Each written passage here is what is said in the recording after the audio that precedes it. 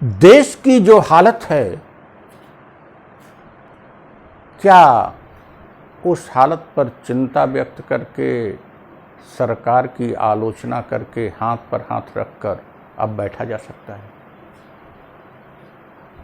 Corona की महामारी चरम पर जा रही है। चीन और पाकिस्तान की शत्रुता चरम पर पहुंच रही है। आर्थिक विकास की दर रिकॉर्ड स्तर तक नकारात्मक हो चुकी है। बेरोजगारी चरम पर है। शैक्षणिक गतिविधियां निस्तेज हैं, सामाजिक गतिविधियां निस्तेज हैं। मीडिया सरकार का गुलाम बन चुका है। इन स्थितियों में क्या हो सकता है? क्या 2024 तक जनता इंतजार करे? क्योंकि लोकतांत्रिक तरीका तो यही है कि इस सरकार को जाने में भी 4 साल लगेगा, तो क्या 4 साल जनता इंतजार करे? और 4 साल अगर जनता इंतजार करेगी तो ये -24% जीडीपी अगर ये बरकरार रही या माइनस में ही बनी रही, हम कहते हैं कम हुआ, तो 2024 में क्या स्थिति होगी? चीन और पाकिस्तान से लगातार टकराव बना रहा, क्या स्थिति होगी? जम्मू कश्मीर की स्थिति यही बनी रही कि लगातार मिलिट्री हमको लगाना पड़ा और रोज हमारे जवान शहीद हो रहे हैं, तो क्या स्थिति होगी? बेरोजगारी की दर यही बनी रहेगी तो क्या होगी? देश में 4 साल में अराजकता आ जाएगी। इसका 3 ही निदान है। पहला निदान तो हमारे प्रधानमंत्री नरेंद्र मोदी के हाथ में है। नरेंद्र मोदी जी अपने अहम को, अपने अज्ञान को स्वीकार करें, अपने अहम का परित्याग करें और अपने अज्ञान से छुटकारा पावें और स्वीकार कर लें कि वो अक्षम है। जनता ने चूक कर दी है, उनको प्रधानमंत्री बना दिया है।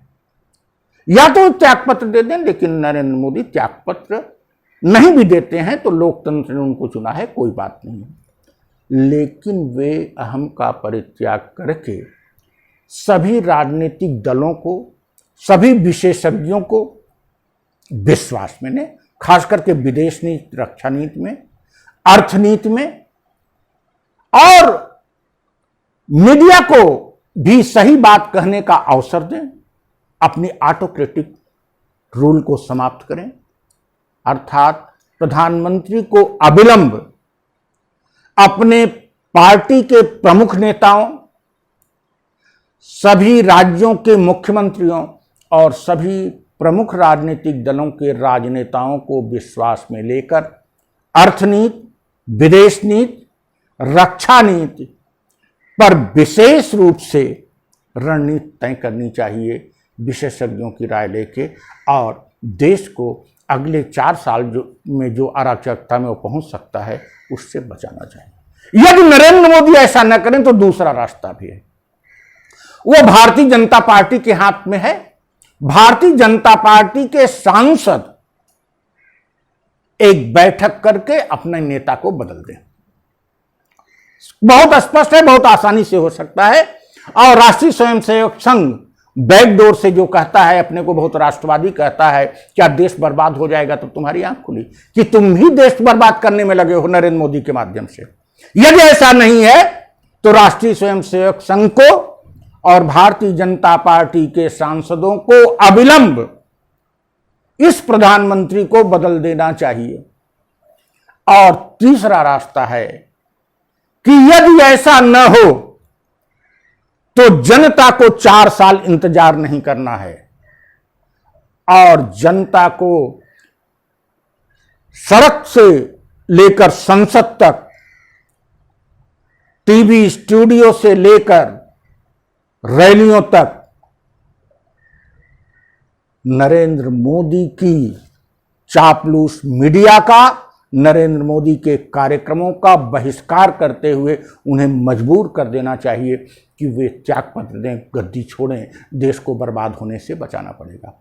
इस दृश्य में 8 अगस्त को एक बार कह चुका हूं कि हमारी पार्टी अभी छोटी है, हम 1 साल में अपनी पार्टी के सांगठनिक स्तर को बढ़ाने की कोशिश कर रहे हैं और बढ़ा भी लेंगे। और 8 अगस्त 2021 के बाद मेरी पार्टी तो इंतजार नहीं करेगी।